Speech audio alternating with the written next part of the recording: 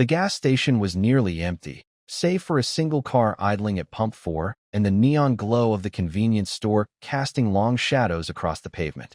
It was late. Too late for most people to be out unless they had nowhere else to go. Leonardo DiCaprio adjusted his cap and sunglasses as he stepped out of his car, keeping his head down. He was used to moving through the world like a ghost, avoiding unnecessary attention. Fame had its perks, but privacy was never one of them. As he walked toward the store, the automatic doors slid open with a mechanical hum, revealing a tired-looking woman behind the counter. She couldn't have been older than 30, but exhaustion lined her face in ways that made her seem much older. She wore a baggy blue uniform with the station's logo embroidered on the chest, her blonde hair pulled into a loose ponytail. What stood out, though, was the unmistakable curve of her belly. She was pregnant. And not just barely. She looked like she was weeks away from giving birth. Leo grabbed a bottle of water from the fridge, but his eyes kept flicking toward her as she worked. She was restocking cigarette packs behind the counter, moving slowly, her hand occasionally pressing against her lower back as if trying to ease the pain. He hesitated before approaching the register. "You, working all night?" he asked, keeping his voice casual. She looked up, startled, as if no one had asked her anything in a long time. "Yeah," she said after a pause. "Double shift." Leo frowned. "That can't be easy." She gave a small, tired laugh. "Nope, but rent's due. And baby formula doesn't pay for itself." There was something about the way she said it. Not bitter, not even sad, just resigned. Like she had accepted her reality a long time ago. Leo had seen that look before, in places most people didn't like to think about.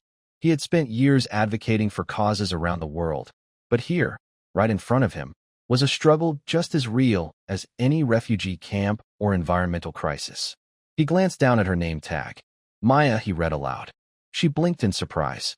"Yeah." Leo slid his credit card into the reader, his mind already working. "I think you should take the night off, Maya." She let out a small scoff. "Yeah, well, my manager would love that." He pulled his card out of the machine and met her eyes. "No, I mean it."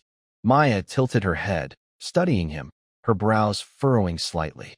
She had probably served 100 customers tonight, all of them glancing past her like she was part of the scenery. But this one, there was something familiar about him. And then she realized. Her eyes widened slightly. "Wait, are you?" Leo lifted a finger to his lips, a small, almost amused smile playing at the corner of his mouth. "Shoo."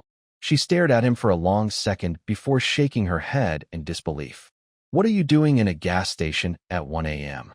"I could ask you the same thing," he said, slipping his wallet back into his pocket. Maya exhaled, rubbing a hand over her belly. "Like I said, rent's due." Leo nodded slowly, then turned toward the door. But he didn't leave. Instead, he pulled out his phone and started dialing. Maya watched him, confused, as he spoke quietly into the receiver. Then, a few moments later, he turned back to her with a look so certain, so final, that she felt the hair on her arms rise. "You're going home," he said. And before she could argue, he did something that left her completely speechless. Maya stood frozen behind the counter, gripping the edge of the register as Leonardo DiCaprio. Yes, that Leonardo DiCaprio. Finished his call and looked at her with an air of finality that made her stomach twist. She had spent years handling customers, working through exhaustion, brushing off rude remarks, learning to ignore the way people either pitied or ignored her. But never, not once, had someone looked at her like this, like they were about to rearrange the world around her. She had no idea what he had just done, but the certainty in his voice made her uneasy. "What do you mean?" "I'm going home," she asked, narrowing her eyes as she shifted her weight, her back aching from hours of standing. Leo slipped his phone into his pocket and leaned on the counter slightly, lowering his voice like he was letting her in on some kind of secret. "I mean, your shift is over." "I made sure of it." Maya let out a breathless, almost amused scoff, glancing at the clock above the door. "You think you can just, what? Call my boss and tell them I'm done for the night? You don't know how this works, do you?" She shook her head, gripping her stomach as the baby kicked. A sharp, uncomfortable reminder that no matter what fantasy this man was spinning, reality wouldn't bend that easily. "You can't just." The chime of the store phone cut through her words. She hesitated before reaching for it, her fingers curling around the receiver as she pressed it to her ear. "Hello." A pause. Then, the manager's voice crackled through the line, unusually stiff, almost nervous. Maya, you can clock out. Someone's coming to cover the rest of your shift. Her breath hitched slightly, her grip tightening on the phone. What? What? Another pause. Just go home. You're covered. The line went dead before she could respond. She slowly lowered the phone, staring at Leo like he had just pulled off some impossible trick. What did you do? Leo exhaled through his nose, his expression unreadable. I made a call. Maya blinked at him, her mind racing. This wasn't how things worked. She had begged for shorter shifts, pleaded for time off, even when she was throwing up in the back room during the worst weeks of her pregnancy. And the answer had always been the same. No coverage, no exceptions. And now, just like that, she was being told to go home, her hands clenched into fists, her nails pressing into her palms as she fought the instinct to push back. She didn't like being helped. She didn't like being someone's charity case. I don't need your money, she said, her voice sharper than she intended. Leo tilted his head slightly, studying her like he was trying to figure out how much to say. Then, after a beat, he reached into his back pocket, pulled out a neatly folded slip of paper, and placed it on the counter between them. Maya frowned, staring at it like it might explode. She hesitated before unfolding it, her eyes scanning the text. An official notice, signed, stamped. It wasn't a paycheck. It was a paid leave agreement. Her pulse pounded in her ears as she reread the words, her breath catching in her throat. What is this? She whispered. Leo didn't smile, didn't gloat, didn't try to soften the blow with empty reassurances. It's what you should have had a long time ago. Maya swallowed, her mouth suddenly dry. You. She licked her lips, shaking her head. You can't just. I can, he said simply. And I did. She felt like the ground had tilted beneath her. She wanted to argue, wanted to tell him that it wasn't fair, that this wasn't how the world worked, that people like her didn't just get things handed to them because some famous guy decided to take an interest in their lives for 5 minutes. She wanted to tell him that she had spent years clawing her way through shift after shift, that she had been planning and saving and suffering for months, and now, he was throwing it all off balance with one single action that she hadn't asked for. I don't need a handout, she muttered, staring at the paper as if she could will it out of existence. Leo leaned in slightly, his voice calm but firm. This isn't a handout. It's a reset. Maya's fingers tightened around the paper, crumpling the edges. Why? She asked, her throat thick with something she refused to name. Leo was silent for a long moment, his expression unreadable. Then, finally, he spoke. Because I grew up watching my mother do exactly what you're doing right now. The words landed heavier than she expected. Maya inhaled sharply, but before she could respond, the door swung open, and a man in a crisp shirt and tie stepped inside, looking around uncertainly before spotting her. He gave Leo a small nod before turning to her. I'm covering the rest of the shift, he said, as if this was completely normal. Maya's grip tightened on the paper in her hands, her nails digging into the creases. She could feel Leo watching her, waiting for her to push back, to argue, to refuse. She almost did. But then another sharp kick from inside her stomach made her flinch, her body reminding her that this wasn't just about pride. It was about survival. Without another word, she grabbed her coat, exhaled slowly, and walked out of the gas station, leaving behind a life that, for the first time in years, didn't feel like a trap. Leo watched her go, his expression unreadable. But deep down, he already knew. This wasn't the end. It was just the beginning. Maya stepped outside into the cold night air, gripping the crumpled paper in her hand as if it might suddenly vanish. The weight of what had just happened pressed against her chest in a way she couldn't quite name. She had spent months working double shifts, pushing through exhaustion, swallowing her frustration, and accepting that this was just how things were going to be. Now, in a matter of minutes, a man she had never met before had rewritten her entire situation with a few words and a phone call. It didn't feel real. It felt like a trick, like a test she hadn't studied for, like one of those things people talk about in stories, but never actually experience. She wanted to be angry, wanted to throw the paper back at him and demand that he undo whatever he had done. But the truth was, she was too tired to fight. And the baby kicking inside her reminded her, over and over again, that this wasn't just about her anymore. She took a slow breath, looking around the empty parking lot, trying to figure out what to do next. Normally, she would have gone straight home, collapsed into bed for a few hours before getting up and doing it all over again. But now, she wasn't sure where to go. Her entire schedule, her entire plan for the night had been thrown off balance, and that was more unsettling than she wanted to admit. She heard the gas station door swing open behind her, followed by the sound of steady footsteps approaching. She didn't have to turn around to know who it was. "You're still standing here," Leo said, his voice calm, like he had expected this. Maya closed her eyes for a second, willing herself to stay composed before turning to face him. "Yeah, well, you just blew up my entire night. So forgive me for needing a second to figure out what the hell I'm supposed to do now." Leo nodded, slipping his hands into the pockets of his jacket. "That's fair." Maya let out a short, humorless laugh, shaking her head. "Is it? Because none of this makes any sense. You don't know me. You don't know anything about my life. But you walked in here, made a couple of calls, and now, suddenly, I have paid leave? Do you do this kind of thing all the time, or am I just lucky tonight?" Leo didn't react right away, just watched her with that same unreadable expression, like he was measuring his words before saying them. "I don't do this all the time," he admitted. "But I know what it looks like when someone is running on empty and has no way out." Maya narrowed her eyes, gripping the paper a little tighter. "And what? You just decided I was some kind of charity project? Some sad, struggling pregnant woman you could swoop in and save to make yourself feel better?" His jaw tightened slightly, but his voice remained steady. "I decided you shouldn't have to work a double shift in your condition just to survive. That's not charity.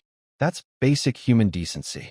Maya opened her mouth to fire back, to tell him he had no right to step in like this, to remind him that life didn't just magically fix itself because someone with money decided to take an interest. But then she stopped, because the truth was, she wasn't just angry at him.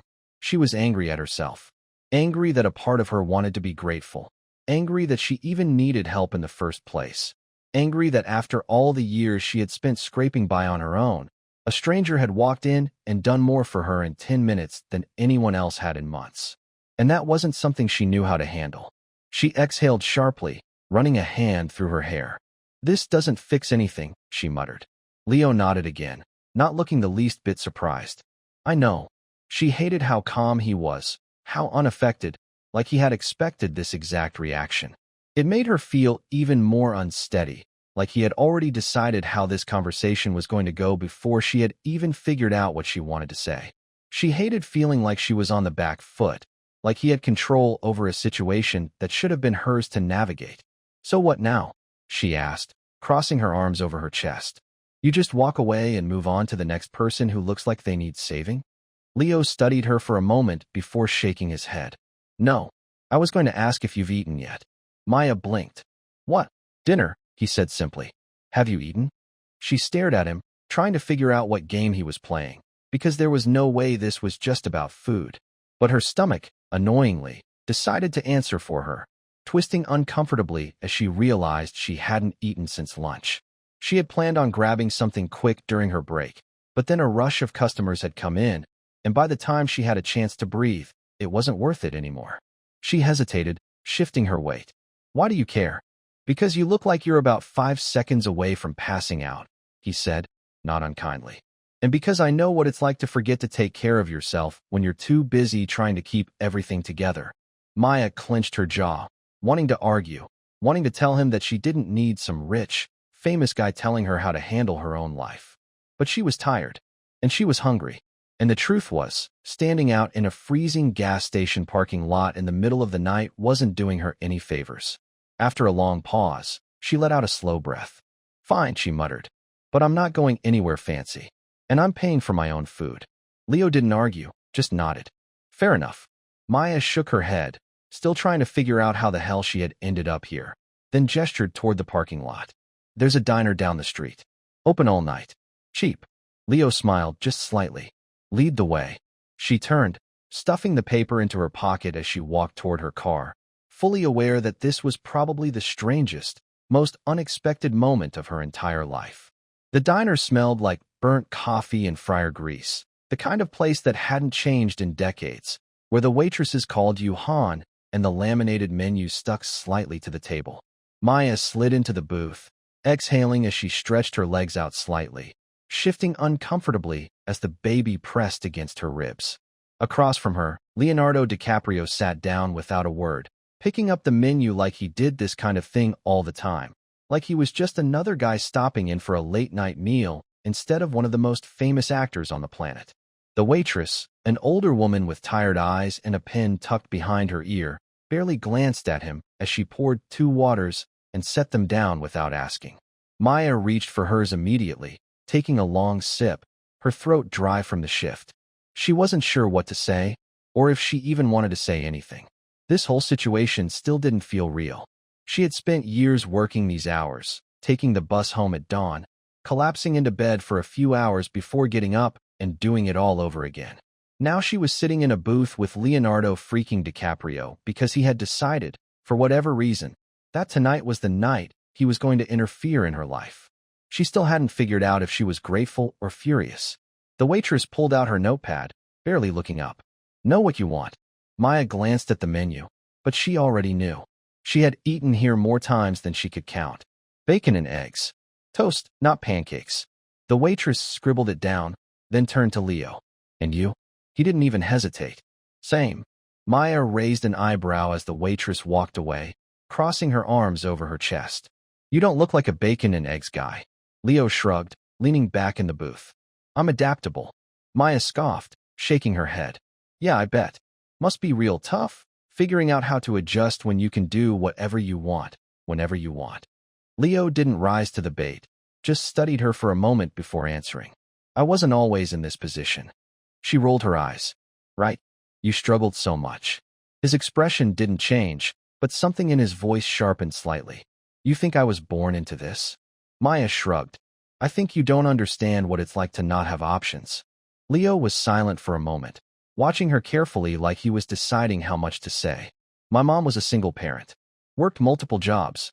We lived in a crappy apartment in LA with paper-thin walls. I remember her coming home late, exhausted, doing everything she could to make sure I didn't feel it as much as she did. So yeah, I know what it's like to not have options." Maya stared at him, her fingers tightening slightly around the edge of the table. She hadn't expected that.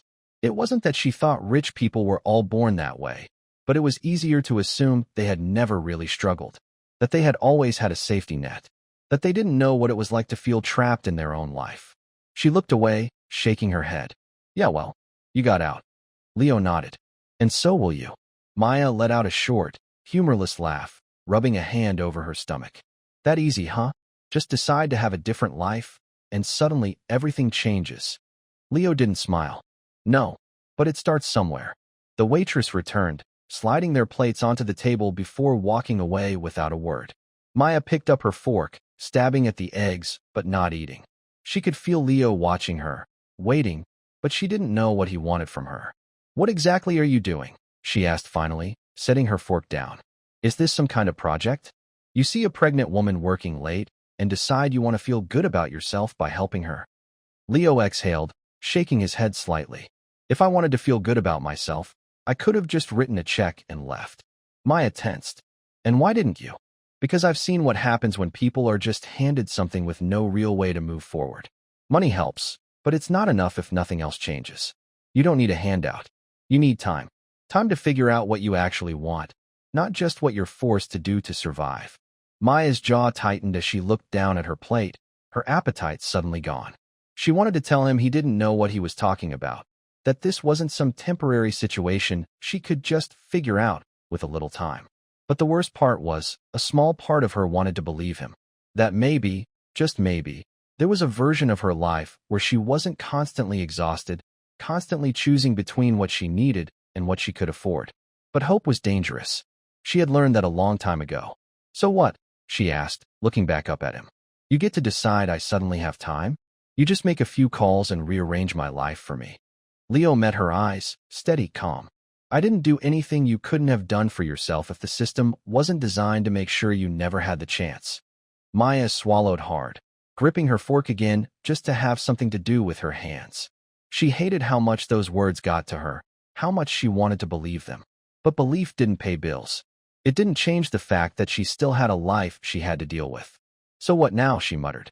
"You think I just take my little paid leave and everything magically works out?" Leo took a sip of his water, setting it down before answering. No. I think you take it and decide what comes next on your own terms. Maya stared at him for a long moment, her mind racing with all the things she wanted to say. But none of them felt right. So instead, she picked up her fork and started eating, because at least that was something she knew how to do. Leo didn't say anything else. He just ate his food like this was any other night. Maya ate in silence, forcing herself to focus on her food instead of the man sitting across from her, because the second she let herself think too much, everything felt off balance. It wasn't just that Leonardo DiCaprio was here. Eating bacon and eggs in a rundown diner like this was a normal night for him. It was the fact that he wasn't acting like any of this was strange. He wasn't trying to impress her, wasn't making some big speech about how she should be grateful or how he was changing her life. He was just sitting there, waiting, letting her figure out how to process what had just happened. And she hated that, because it meant he had thought about this more than she wanted to admit.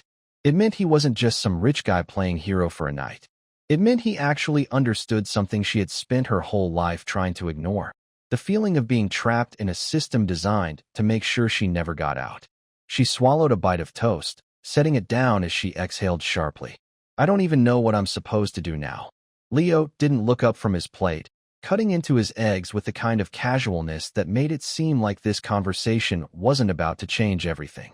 You don't have to know yet. Maya scoffed, shaking her head. Easy for you to say. You don't have rent due next week. You don't have to worry about buying formula in a couple of months or making sure you can afford a doctor's visit without it screwing up your entire paycheck. Leo finally looked at her, setting his fork down. You think I don't get that? Maya leaned back, crossing her arms. I think you get it in theory.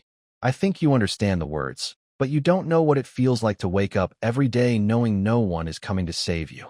Leo's jaw tightened slightly, but he didn't argue. Instead, he reached into his pocket and pulled out another folded piece of paper, sliding it across the table. Maya hesitated before picking it up, unfolding it slowly, her stomach tightening as she read the words printed in clean, professional font. It wasn't a check. It was a job offer. She blinked, staring at it like it didn't make sense. What is this?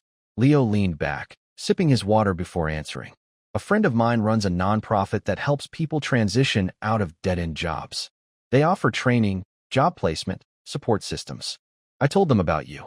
They're willing to take you on, set you up with something that actually gives you a future. Maya swallowed, her fingers tightening around the paper. I never asked for this. Leo nodded. I know. She let out a slow breath, shaking her head as she stared at the offer. This is insane. You don't even know me. Leo tilted his head slightly, studying her. I know enough. Maya clenched her jaw, looking away.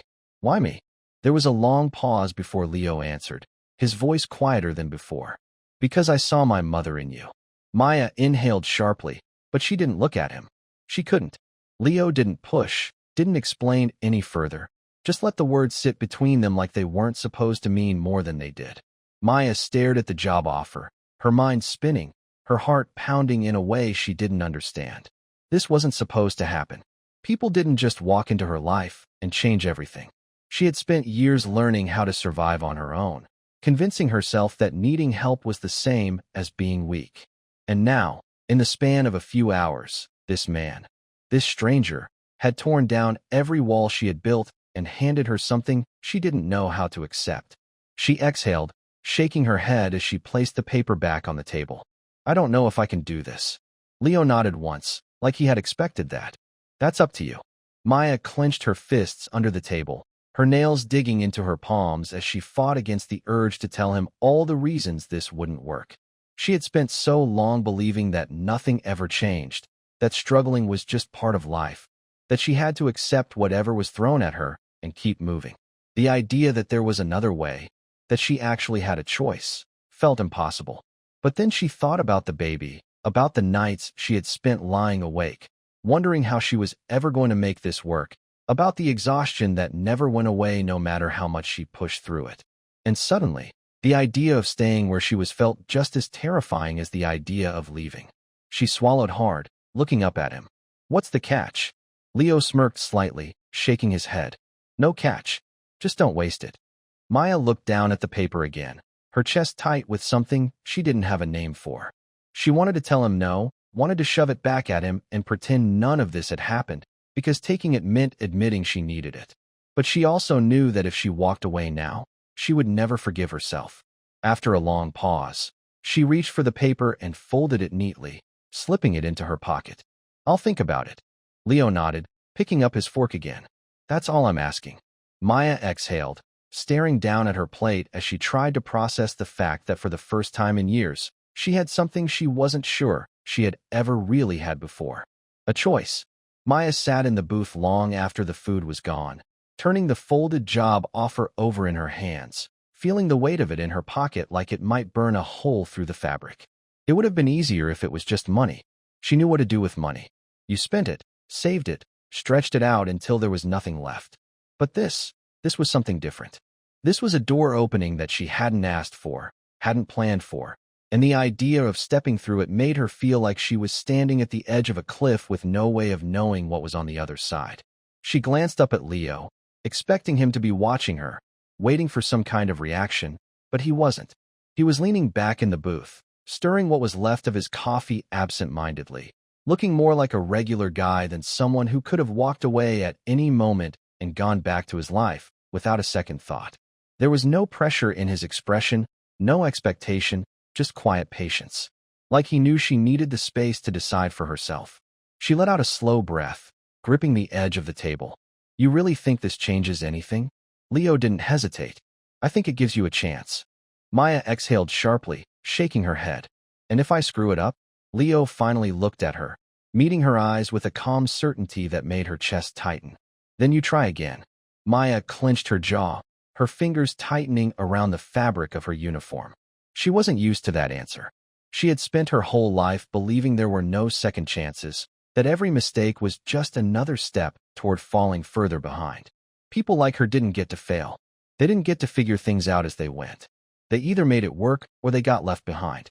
And yet, here was a man who had no real reason to care, sitting across from her, telling her that maybe, just maybe, she wasn't as stuck as she had always believed. She didn't know what to do with that. She glanced out the diner window, watching the empty parking lot, the gas station in the distance where her shift would have still been dragging on if he hadn't walked in. She thought about the exhaustion that had settled into her bones over the years, the way she had learned to move through life like a machine, working until there was nothing left of her. She thought about the baby growing inside her, about the life she was about to bring into the world, about the terrifying realization that she had no idea how to give her child anything better than what she had. And for the first time in a long time, she wondered if maybe she didn't have to do it alone. Her voice was quieter when she finally spoke. "What if I don't know how to be anything else?" Leo was silent for a moment before answering. "Then you learn."